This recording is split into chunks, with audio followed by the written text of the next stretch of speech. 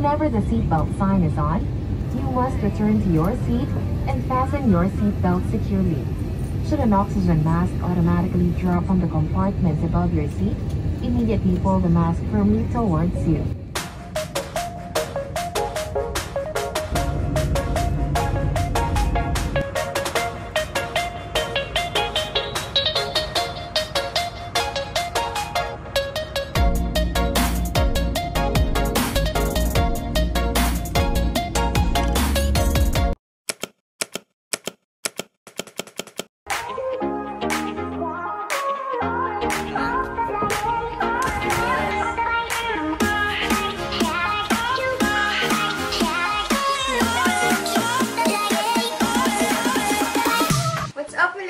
I'm Elaine Ira and welcome back to my channel.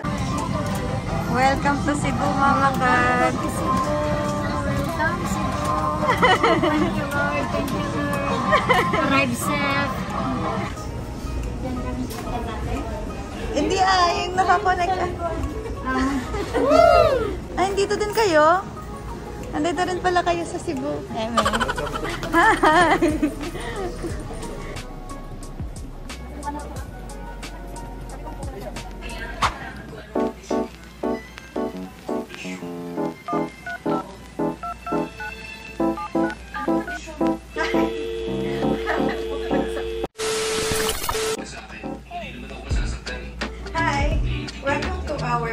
Airbnb here in Cebu.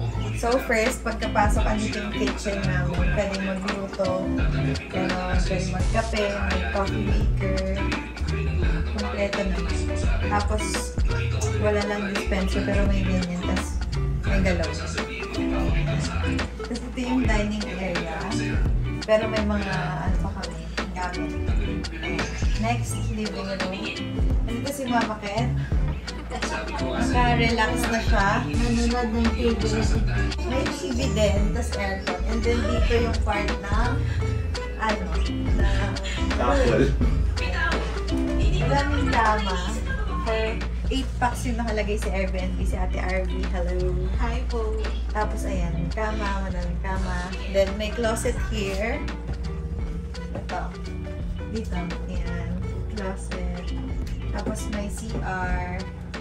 Lapit ka. Kasya ka. May CR dito. 1.5 bath daw siya. Yes. So, ayan. May shower, toilet, tas sink. Again, that's it for our room tour. See you tomorrow! Our first stop for today is Sirao Garden. So, ito yung inuna namin at 8 AM para hindi pa super mainit kasi wala masyadong shade dito and very open siya. Which is a wise choice kasi, ayun, sobrang hangin pa at that time and hindi pa siya mahirap mag-picture. And since maaga kami dito, na-solo namin siya.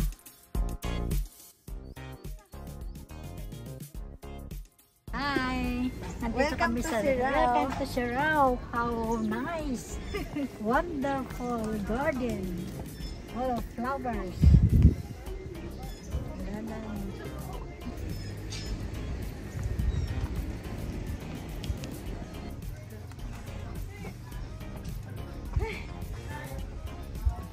Hi! So we're here na. Opening time pa lang, 8 AM. Which is, I think, the best time kasi hindi pa masakit yung sikat ng araw. Ayun. Come on.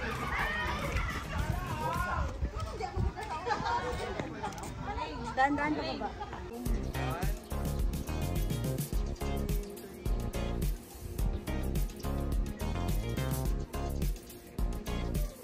This is the view from up here. Oh, may dalawa ng kamay. Yan. Mountainous area. And super daming flowers. Madami pa sa baba, guys. Wow. May sunflower pa sila.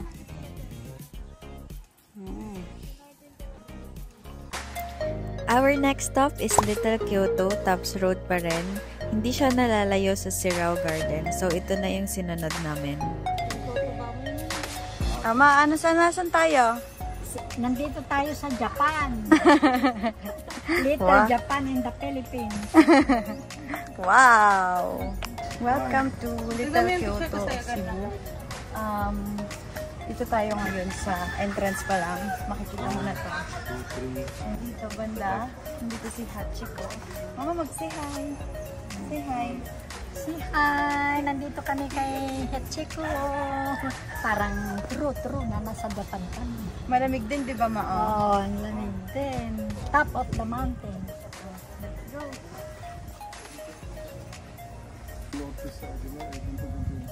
Meron din silang Kyoto treats dito. Tignan natin kung meron nang nagbibenta. Let's go. Yan. Merong teriyaki. Yakitori. May takoyaki. May tempura. Magkano pa isa? Magkano ako? Wala ako yung presyo. Libre na lang. Kiss na lang bayad? Oo. Kiss mo ko. Sa dulo ng treats, may pagoda.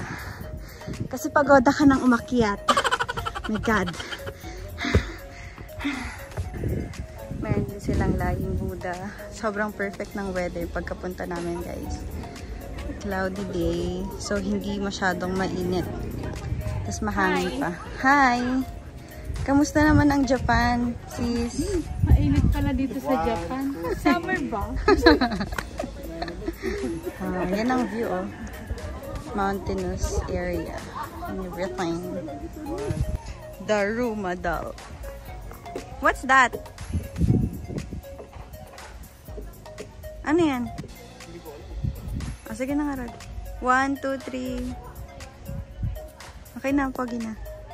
Our next stop is Temple of Leia. Dito marami ng tao, pero syempre, laban pa rin. Ang dami mo nang napuntahan, ah. Temple of Leia ni Dharma ba? Yung artista. Alam. Ay, yung view niya. Akit kami sa view deck. Andito kami sa pinakataas na ng bundok. Ito kami sa view deck. Pakita mo ba? Yan, dyan yung view. Tapos andun yung temple. Ito ang tabuan ng Cebu. Yan. Ganda. Madami ng turista, guys. Kasi 11 na.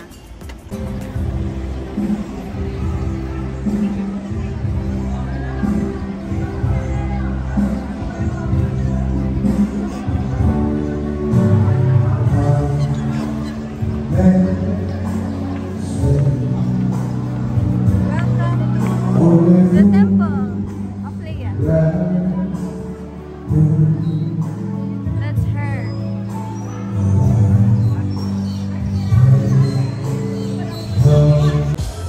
And for lunch, we will have lechon.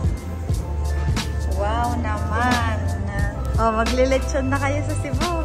Dala niyo ba yung mga maintenance mo? Si Mama Kat. Dala ang maintenance. Oo.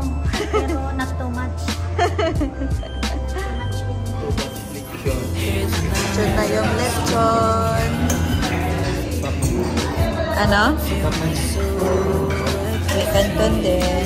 Wala pang laman yung lechon. Kaya si Mama Kat.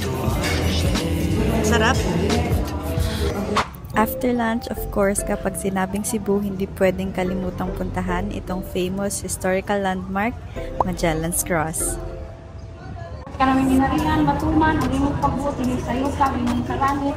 Talo na mo sa matagad daw. If I remember correctly, 10 pesos or 20 pesos yung bayad sa candle na to. And ipagpipray ka na nila. So, sabi ni Mama Kat, ipagpray daw na maging safe yung travel naman dito sa Cebu. Kaya samahan sa Anak Espiritu Santo. Viva! Vichinio! Viva!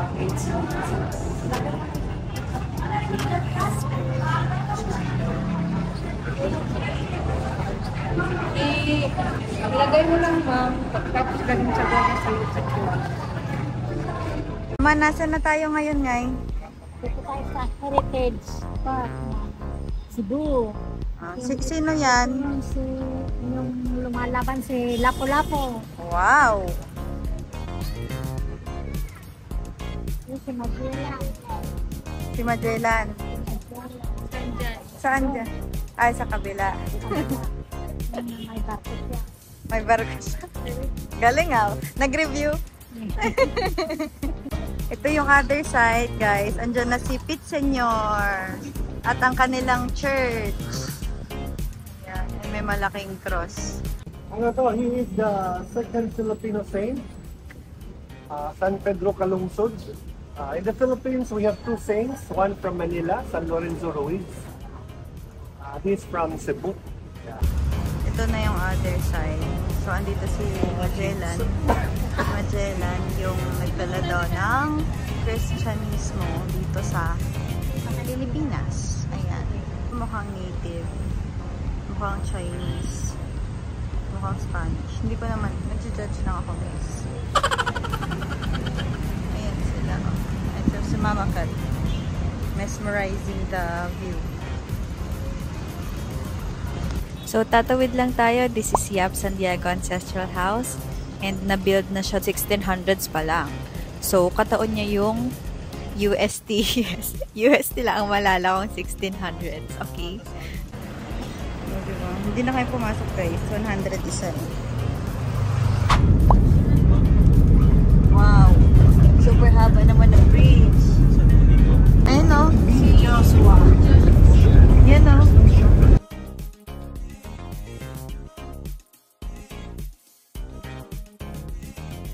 Ito yung bagong bridge na Cebu. Ano lang party ko? Cordova, Cebu Link Expressway. Last spot for today is the 10,000 Roses. So, perfect yung time na pagpunta namin kasi makikita na naman yung pag-ilaw ng 10,000 Roses. And syempre, perfect din to para makita yung sunset. We also ordered some drinks pero naubos din namin agad. So, umakyat na kami dito sa view deck nila para makita namin yung best of both worlds. Sa kabila is yung sunset and then sa other one is yung roses. So, nagstay kami dito for a while, nag-take ng pics and everything. Ayan.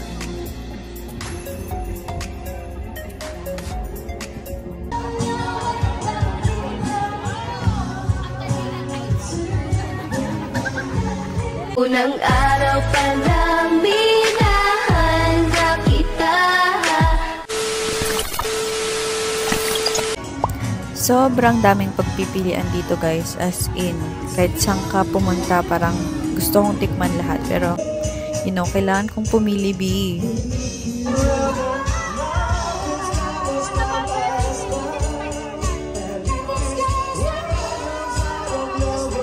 So for our dinner, we have sisig na miss daw ni Nel, and then barbecue for ate and Kuya Jess.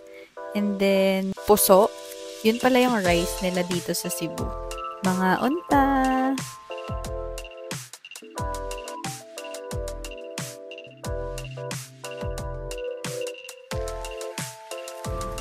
The next morning, we have lunch in STK Tabay. More on seafood sila dito and sobrang legit. Sulit lahat ng order namin.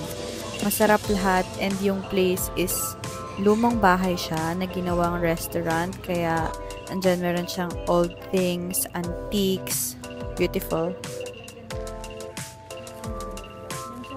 The food is here. Uy, the name is Squid.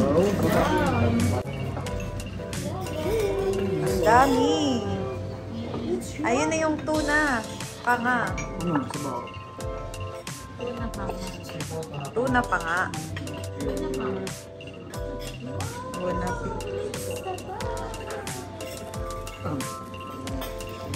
Next naman, merienda naman tayo. So, food trip talaga to, guys. Dito kami ngayon sa Eat Flix and Chill. So, itatry namin lahat ng legit merienda sa Cebu. Tinry namin dito yung tuslog buwa, ngoyong, and then yung mga dynamite, ganyan, siomay, lahat ng pwedeng itry. So, syempre, sila papa may kasamang beer. Ha? Ito nga yung masarap eh.